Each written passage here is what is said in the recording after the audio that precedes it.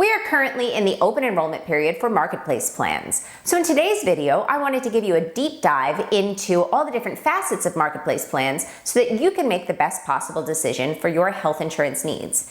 Now, today's video is probably going to be on the long side, so if you're looking for answers to a specific question, make sure to check out the video chapters in the description below.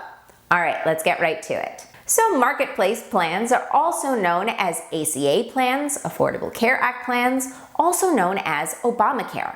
And there are three main things that I first want you to understand. First, you may be eligible for a premium tax credit based on your income.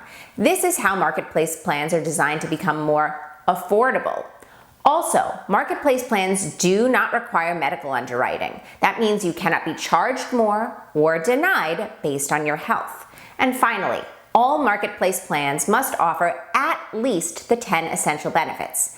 Now we're going to go more in depth on all of these topics in just a moment. So first, let's talk about the costs associated with marketplace plans or health insurance plans in general. First, there is your monthly premium. This is the amount that you pay monthly to keep your insurance active. You may or may not be eligible for a premium tax credit based on your income and household size, and I do promise we will dedicate a significant portion of today's video to discussing those premium tax credits. Additionally, you may have a deductible to meet.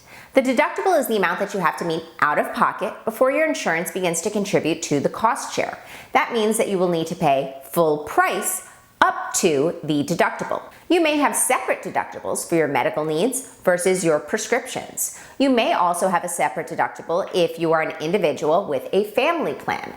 This is actually designed to help you save money. So you may notice if you're on a family plan that there is an individual deductible versus a family deductible.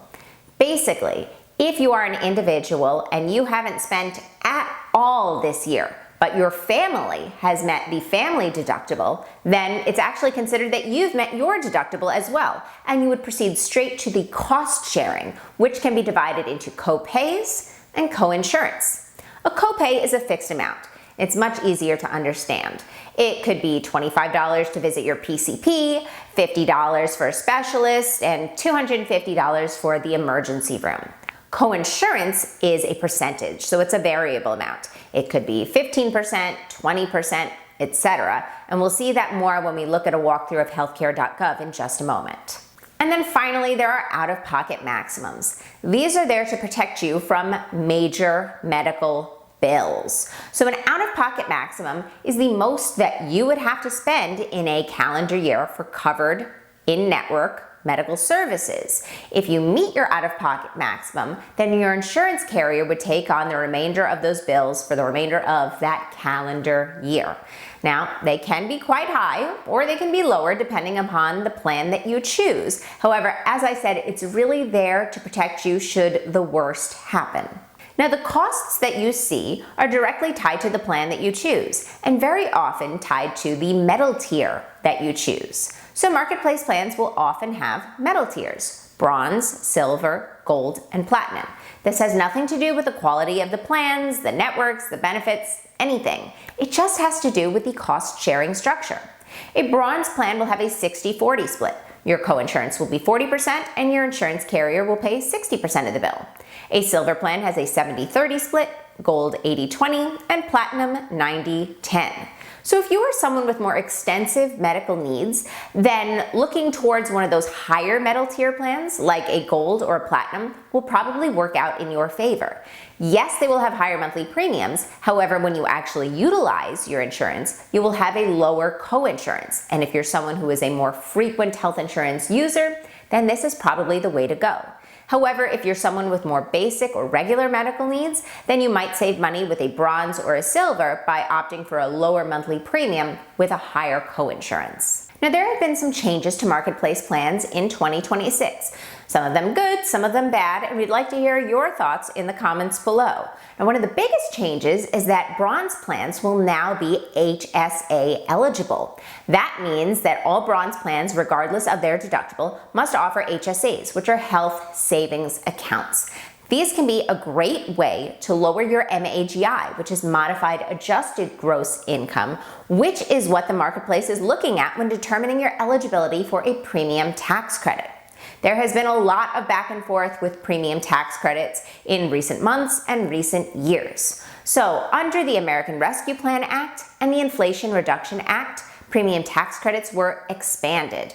The size of these subsidies themselves were increased, as well as the eligibility for many Americans. However, those enhanced premium tax credits are set to expire at the end of 2025, which means premium tax credits will still be in place, just not the enhanced and increased ones that we've seen in recent years. That means that the subsidy cliff is back. So as it stands right now, and who knows, things may change in the months to come, if you make over 400% of the FPL, which is federal poverty level, you will no longer be eligible for a premium tax credit, meaning you have to pay full price. That's why they call it the subsidy cliff, because basically as you hit that 400%, you fall off. Also, as I mentioned, the amount of the subsidies are also decreased thanks to the expiration of those enhanced premium tax credits under the Inflation Reduction Act and American Rescue Plan Act. However, contributing to an HSA can significantly lower your MAGI,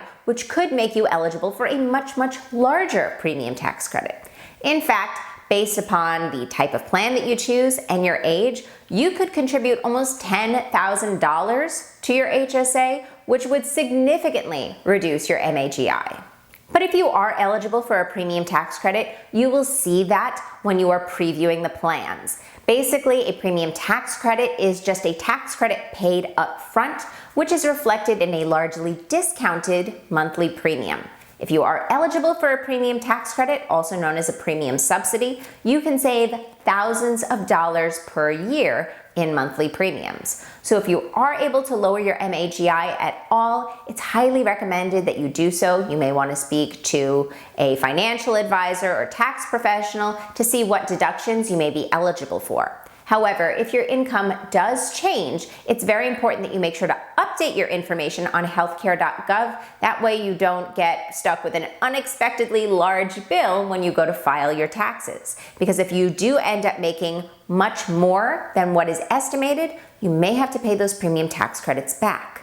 Another very important component of Affordable Care Act plans are the 10 essential benefits. So all plans must offer at least the 10 essential benefits: ambulatory patient services, emergency services, hospitalization, maternity and newborn care, mental health and substance use disorder services, prescription drug services, rehabilitative and habilitative services and devices, laboratory services, preventative and wellness services and chronic disease management, and pediatric services, including oral and vision care. But one of the biggest deciding factors when choosing a marketplace plan are the networks. Marketplace plans will operate within networks. You can choose from an HMO, a PPO, and an EPO. Now, HMOs and EPOs have historically been the most common types of plans, although PPOs are becoming more and more common on the marketplace. HMOs will have the least amount of flexibility, but usually the lowest monthly premium. PPOs will be the other end of the spectrum, with EPOs somewhere in between. So with an HMO, usually you need a PCP, which is a primary care physician, and you will need a referral to see a specialist. You can also only go in-network, except in the case of a true medical emergency. On the other end of the spectrum, there are PPOs. You don't need a PCP, you don't need a referral to see a specialist, and you will have coverage in and out of network, although in-network will save you a lot of money. And then, as I said, EPOs are somewhere in between. So how do you enroll in a marketplace plan? Well, it depends upon where you live.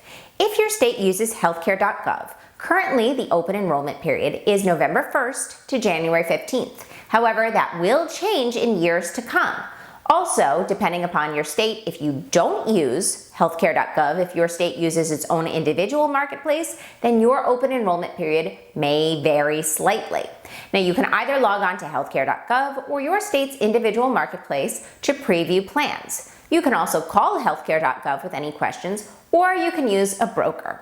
If you need our assistance, you can reach us in the comments below or at the number on the screen. We're licensed health insurance brokers, we're licensed nationwide, and there's absolutely no charge for our services.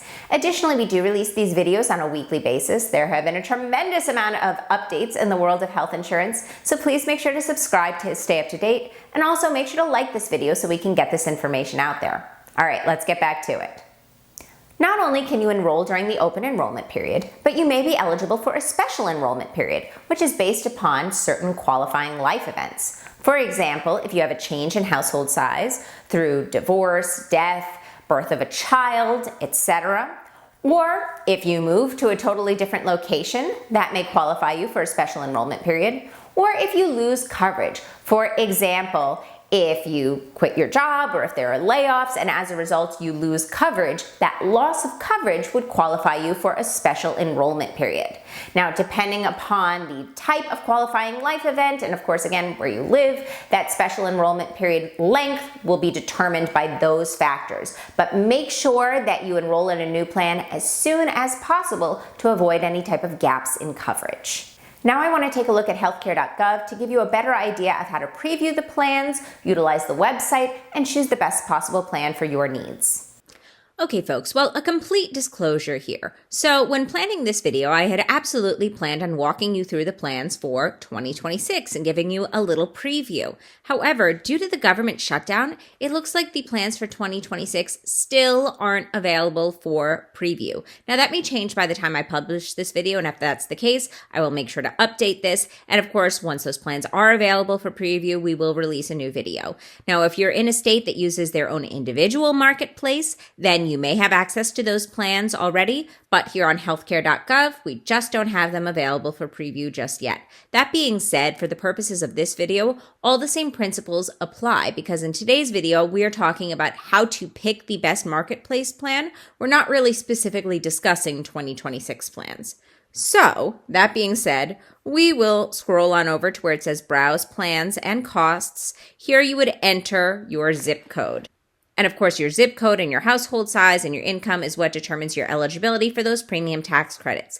That's why they will ask you some questions here. Now, of course, you could skip over that, but we're not going to do that because we want to look into those premium tax credits, which may change drastically for 2026. So let's put it's us and other people, that we are legally married, and that we will claim dependents on our federal tax return. Okay, let's say 2, continue. All right, we are, I feel like I always use the same information, 35-year-old female who is the legal parent or guardian of a child under 19. We won't put eligible for health coverage through a job because that would make us ineligible for a premium tax credit. We're not going to put pregnant. They ask that because of Medicaid or a tobacco user. That can change things as well. So let's continue. This is our spouse. We will also put that they're a 35-year-old male, legal parent. None of the rest of these. Continue. Now let's say we have a 2-year-old male. Now obviously none of the rest of these apply. So we would click none of these. Continue. And a 4-year-old female. None of these apply. So we click none of these and continue. This is our household.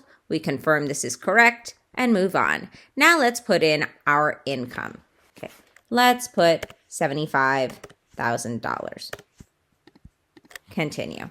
So here's our estimated savings overview, $1,280 per month. So that would be the discount that we would see reflected. Now, of course, if we put a higher income, we would probably see a lower discount. If you were to put a lower income, then it might actually redirect you towards Medicaid or CHIP. So for the purposes of today's video, this is our income. Now let's say view plans. Oh, but I did mention this earlier. You may be eligible for extra savings if you pick a silver plan. In addition to tax credits to lower your monthly premiums, it appears you qualify for extra savings on other costs like deductibles, copays, and coinsurance. To get these extra savings, you must pick a silver plan. So that's why I said earlier that if you're eligible for extra savings with silver, silver can actually end up being more cost effective than even a platinum plan, even if you're someone with higher medical needs. View plans. I'm going to click out of that. So here are all of the health plans available based on the zip code that I put in.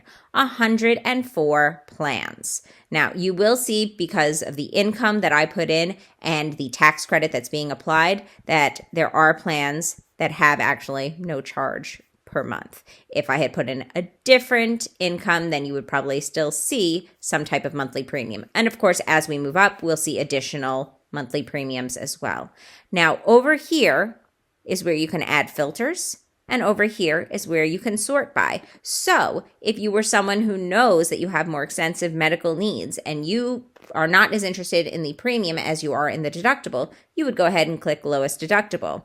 These plans will have higher monthly premiums, but no deductible. That means that as opposed to a plan with a deductible, you don't have to pay anything out of pocket before your insurance starts contributing to the cost share. So for someone with more extensive medical needs, you might want to sort by that. For the average Joe, sorting by lowest premium is just fine. But what you will want to do is add filters. These are very important. Let's start here with your monthly premium, your monthly budget. You know that you can only spend up to $500 per month on health insurance? Great, that's what you're going to go ahead and put in. Health plan categories. I wouldn't necessarily go ahead and filter with these because you just don't know. That's not necessarily the most important as opposed to something like a hard number. If you know you can only afford $500 for your monthly premium, well, that's all you can afford. Now, based on the fact that we are eligible for extra savings with the silver plan, we might want to go ahead and click that. And I'm going to leave it unclicked just for right now, just so that we can, compare plans. I'm also going to delete this range. But I just wanted to show you how you could do that. Maximum yearly deductible, same thing. Now, here is something you also might want to go ahead and put in. If you need an EPO, if you're interested in HMOs, or if you specifically need a PPO. In years past, it was really difficult to find PPOs on the marketplace. They have become more common, but as you'll see, most of the plans are still HMOs. Oh, how interesting. It looks like there's actually more PPOs than EPOs in this case. So if you are someone that absolutely needs nationwide coverage, you need to be able to go in and out of network, you need a PPO. There's no point in even looking at these other plans, because if you see a specialist and you need to be able to go out of network for that specialist, don't bother selecting an HMO or a PPO, because you're going to have to pay fully out of pocket if that's the case for that specific doctor. It doesn't really make any sense to click HMO. You still want to see the other options. Search by plan ID if you have a specific plan ID. Insurance companies, that's very important as well. So if you know that the doctor that you see takes Aetna, Blue Cross Blue Shield, United Healthcare, whatever, you want to make sure to include those insurance companies. That way you make sure that you're picking a plan where you can operate within network. Medical management program, if you want to make sure that it offers some type of coverage for that.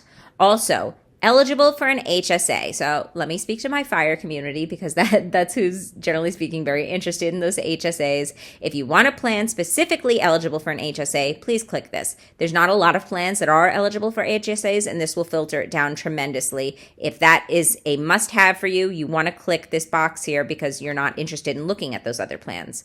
Medical providers, if you have providers that you definitely need to see, go ahead and add those. Prescription drugs, if you have medications that you definitely need to take, you want to go ahead and add those, so that way you can compare costs and make sure that your medication is covered, because it would be terrible to enroll in a plan and then find out that the medication that you need to take isn't covered, which means you need to pay out of pocket for it. That would be dreadful. So we're going to clear the filters and just take a look at these plans so I can show you some more aspects of Healthcare.gov. So right now it is filtering, or rather it's sorting by lowest monthly premium, and we are going to see a lot of plans with a $0 monthly premium because of that premium tax credit. These are the premium tax credits that were expanded under the Inflation Reduction Act and the American Rescue Plan Act, and that's a large portion of why we're in this government shutdown right now as Congress debates the extension of those expanded premium tax credits. So here we see our monthly premium. It's not going to estimate yearly total costs because, well, we didn't put any medications or anything like that for it to estimate. Our deductible. This is a family plan, $9,400. That is your deductible. That is the amount that you have to meet out of pocket before your insurance begins to contribute to the cost share. Now, that being said, look at this little snapshot here. Here are some services that are already covered. Primary care, $70 visit from day one. Specialist, $125 from day one. Urgent care, $125 from day one. That means that these types of visits are all covered even prior to meeting the deductible. That's very important and something that people don't often understand. People think that they need to meet this deductible before they can go to the urgent care or visit their PCP. But that's not true. It just depends upon the type of plan that you have. Now, where the deductible kicks in is something like emergency room care or inpatient care, hospitalization, etc. Now, if I had added doctors and facilities, that would be included here, or if prescription drugs, that would be included here as well. If this plan was of great interest, I could click View Plan Details. But for right now, what we're going to do is we're going to click Compare, because you can compare a few plans here. So let's scroll on down. I'm going to try to get us to a drastically different plan so that way we can see, we have a better comparison point. Let's see, 50%. Ooh, this one does not sound great. Let's go ahead and click that just so we can see. Wonder what this is about. All right, let's compare.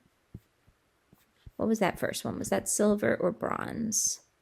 Bronze. Okay, I'm going to scroll. I want to get us to a silver plan so that way we can see how that factors in. Let's see. Actually, I'm going to go ahead and filter now. Add filter. Silver. Apply filters. There we go. Let's see. Let's add this one. Okay, already I can tell you. So $206 per month. Yes, obviously, that's a lot more than $0 per month. But look at this. The deductible is $2,880. So obviously, if you are someone who needs more extensive medical care, if you know that you're going to need to be hospitalized, or if you're somebody that goes to the ER more frequently, then this is obviously going to be a better plan for you. Let's see, is this extra savings? Extra savings. Perfect. Let me check. Yeah, let's go ahead and compare this one. Okay, that's one silver. Oh, this has the easy pricing. That is easier to understand. So easy pricing plans include some benefits before you reach your deductible. From day one, you'll only pay a copayment for some services like doctor's visits. These plans set the same costs for 10 benefits. Very helpful. As opposed to that other plan that we looked at, that bronze plan, where, well, you'll see in a moment that it was like a 50% coinsurance and you had to meet your deductible to get anything, basically. Now, that doesn't apply. Those 10 essential benefits. Preventative services will usually still be covered even if you haven't met your deductible yet. Let's see. I want to compare maybe one more plan. Add filter. Let me get rid of this. Oh, no platinum plans. All right, well, let's take a look at the gold. Okay, let's take a look at gold here. Compare. Whoops, I already added 3. That's fine. We'll just compare these. All right. So here's the 2 bronze plans that we put in. Oh, it has an HSA. That's why. And here's the silver plan. I'll explain more of this in just a moment. So here's your bronze plan, $0 monthly premium because of that tax credit. Scroll down, $4,700 deductible, $9,400 family total, health and drug combined. So what this means is this is when you have an individual deductible and a family deductible. If you as an individual have spent $4,700, then you've exceeded your deductible and your insurance will contribute to the cost share. However, let's say you as an individual haven't had any medical spending, but your other family members, one of them had $4,600, one of them had $3,000, and one of them had another $3,000 or something like that, that would meet the family deductible. So even though you individually have not spent a single penny, then the family deductible has been met, so your insurance would contribute to the cost share, even for you, even though you haven't spent towards your deductible yet. It can be a little bit confusing, but basically it's there as a little bonus for people that are in a family plan. So here's your out-of-pocket maximum, $9,100, $18,200 for the family. It works in the exact same way. This is a bronze plan to give you a better idea of the cost share. Plan documents. Here's the summary of benefits, plan brochure, provider directory, list of covered drugs. So if this was a plan you were, expressly interested in, I would highly recommend that you check out the additional plan documents. Cost for medical care. So here's your deductible. Again, in-network tier.